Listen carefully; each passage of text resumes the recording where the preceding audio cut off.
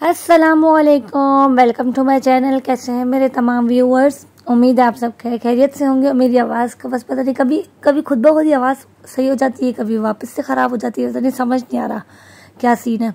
तो अगर आपने अभी तक मेरे चैनल को सब्सक्राइब नहीं किया है तो जल्दी सब्सक्राइब कर लें, बेल आइकन को प्रेस कर लें ताकि आपको मेरी नोटिफिकेशंस सबसे पहले मिले और आप उसको जाके फुल वॉच करें। तो बस यहाँ पे मेरा भी दिन का आगाज़ हो गया था। मैं पहले नाश्ता तैयार करी थी, बच्चे स्कूल गए हुए हैं और बस नाश्ता वाश्ता करेंगे, इसके बाद काम पे लगेंगे। और आज हमने लंच में बनाए थे दाल चावल। यहाँ पे दाल पक गई थी, मैं बस इसको ब्लेंड करूँगी और फिर इसमें लौकी डाल के इसको पकने के लिए रख देंगे। हमारे यहाँ पे जो है ना वो हमेशा इसी तरीके की दाल बनती है, लाइक ब्लेंड होती है वो। तो बस यहाँ पे ये मैं जूसर है, इसमें मैं इसको ब्लेंड कर लूँगी और बस इसके बाद घर का काम वगैरह करेंगे। इस घर की सफाई करनी है, जब तक बच्चे नहीं आते तब तक मैं कोशिश करूँगी जितना काम मैं कर सकूँ। और बस आज मैं एक बात सोच रही थी कि मुझे आज एक खातून के बारे में पता चला। मैं उनको जानती थी, जैसे मैं जानती थी वो काफ़ी टाइम से बीमार है वगैरह वगैरह, बट मुझे पता चला कि उनसे उनके बारे में जब पूरी कहानी पता चली कि उनके साथ साथ क्या क्या हुआ, तो बस मैं यही सोची थी कि हम वाकई बहुत नाशुक्र हैं कि हम बहुत जल्दी मायूस हो जाते हैं, नाशुक्रापन करते हैं। जैसे उनके बारे में ये था कि वो जो खातून है वो 15 साल से वो डायलिसिस करा रही है। 15 साल से वो डायलिसिस करा रही है ना। उनकी एज इतनी बड़ी है, वो समझ लें अपनी 30s में थी तब से वो डायलिसिस उनका स्टार्ट हुआ। फिर उनकी मदर की भी डेथ हो गई, जो बच्चे थे बच्चों की शादियाँ हो गई, तो बच्चे भी आउट ऑफ कंट्री चले गए। और अब सूरत हाल ये है कि उनकी पता चला कि डायलिसिस कराने से इतने टाइम से जिसका डायलिसिस हो रहा होता है तो उससे आपकी जो हाइट होती है वो भी कम हो जाती है। तो उनका कहना ये था कि मेरी हाइट जो है वो 8 इंचेस कम हो गई है, जिस वजह से उनकी नेक में इशू आया। तो उस वजह से पहले उनकी नेक का ऑपरेशन हुआ, क्योंकि ज़्यादा हाइट छोटी हो रही थी तो उस वजह से उसका मसला आया। फिर साथ साथ दूसरे मसले, तो इस तरीके से बच्चेदानी का ऑपरेशन हुआ। इसके बाद पाँव में रॉड्स लगी हुई थी।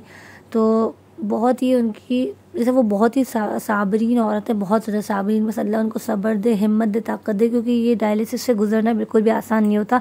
हमारे लिए तो सिर्फ बोलने की बात है, बट उनको देख के वाकई लग रहा था कि यार ये देखो हम कितने नाशुक्र हैं। और जिसके बारे में मैं आपको बता रही हूँ ना, वो मेरी अम्मी की स्कूल की फ्रेंड थी। तो अम्मी उनसे मिलने गई तो पता चला, अम्मी ने कहा कि उनकी अब इतनी तबीयत ख़राब हो गई है और अब ये सारी सूरत हाल है वगैरह वगैरह। तो अब हुआ ये कि घर में ना अम्मा है ना कोई, सिर्फ उनके हस्बैंड है जो उनका साथ दे रहे हैं। ठीक है, हस्बैंड वीक में उनको 3 दफ़ा डायलिसिस कराने लेके जाते हैं। बस अल्लाह उनको भी बहुत ही अजर दे, क्योंकि आसान नहीं है ये सब कुछ करना।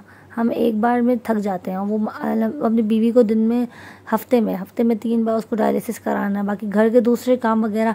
और जिस पे गुजर रही है उस पर अल्लाह ही रहम करे। ठीक है, अल्लाह उसे सब्र दे, अल्लाह उसे हिम्मत दे, अल्लाह उसे ताकत दे। तो बस ये सारी बातें सुन के जब अम्मी ने हमें बताया ना कि उसकी हाइट भी छोटी हो गई और अब जितनी वो स्मार्ट लगती थी, वो बता रही थी कि वो हमारी स्कूल फ्रेंड थी और वो स्कूल की सबसे जीनियस और स्मार्ट लड़की। मैंने भी देखा हुआ है उनको, जब मैं बहुत पहले मैंने उनको देखा था तो वो भी हाइट उनकी बहुत अच्छी थी, पतली दुबली खूबसूरत सी थी, स्मार्ट सी लड़की थी। बट अब बीमारी ने इतना ख़त्म कर दिया, तो अब बिल्कुल ऐसी हो गई कि पहचानी भी नहीं जाती। तो जब अम्मी ने हमें बताया तो वो खुद भी यही कह रही थी कि बोले मुझे तो रोना आ रहा था ज़ाहिर है देख के कि हम इंसान कितने नाशुक्र है। हम ज़रा सी चीज़ में अल्लाह से नाशुक्री कर बैठते हैं। और मैं सबका नहीं कह रही, ज़ाहिर है नेक इंसान भी इस दुनिया में मौजूद है, बट मेरे हिसाब से 80 से 90% लोग जो है वो मुझ समेत, मैं अपने आप को भी शामिल कर रही हूँ, जो छोटी चीज़ों में नाशुक्री कर बैठते हैं। तो बस यही हाल है कि हमें भाई नाशुक्री नहीं करनी चाहिए। हम अपनी जो छोटी छोटी नेमतों को भी, हम अपनी छोटी नेमतों की, अल्लाह ने तो हमें जो नेमतें दी ना वो सब बहुत ही आला है। बस हम उनका शुक्र अदा करें और अल्लाह हमें अपना शुक्रगुज़ार बंदा बनाए, नाशुक्री से हम बचें। और बस, और अगर आप भी मेरे साथ अपनी स्टोरी शेयर करना चाहते हैं और आप चाहते हैं कि मैं उससे इधर अपने YouTube वीडियोस में शेयर करूं ताकि लोग मोटिवेट हो सके, लोगों को उनसे सीखने को मिले, क्योंकि ये बताने का मकसद ये था, क्योंकि मुझे भी ये सुन के बहुत ही हुआ कि वाकई यार हम कितने नाशुक्र हैं, हम कितना गलत करते हैं, अल्लाह पाक से शिकवे कर बैठते हैं, कभी कभार छोटी छोटी चीज़ों पर शिकवे कर बैठते हैं। तो ये स्टोरी शेयर करने का मकसद ही यही था कि जैसे मुझे फ़ील हुआ, ताकि अगर कोई और मुझे देख रहा हो जो मेरी तरह गलती कर बैठते, अल्लाह ताला से कभी भी नाशुक्री हम कर बैठते हैं, तो वो इस चीज़ ना करें, तौबा करें। ठीक है, अल्लाह का शुक्र अदा करें, उसका जितना शुक्र अदा करेंगे वो और देगा इंशाल्लाह। तो अगर आप भी मेरे साथ अपनी स्टोरी शेयर करना चाहें ताकि दूसरे लोग उससे मोटिवेट हों, उससे कुछ सीखें, तो आप मेरे इंस्टाग्राम पे जाके मुझे मैसेज करें, मुझे वहाँ पे अपनी स्टोरी शेयर करें, तो इंशाल्लाह मैं यहाँ पे ज़रूर शेयर करूँगी।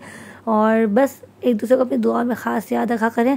और बस यहाँ पे मेरा भी दिन ख़त्म हो गया था, रात का डिनर हो रहा था, बच्चों के लिए मैंने आलू के पराठे बनाए थे। बस ये था मेरा आज का व्लॉग। उम्मीद है आपको मेरा ये व्लॉग पसंद आया होगा। मुझे अपनी दुआ में याद रखिएगा। अल्लाह हाफ़िज़।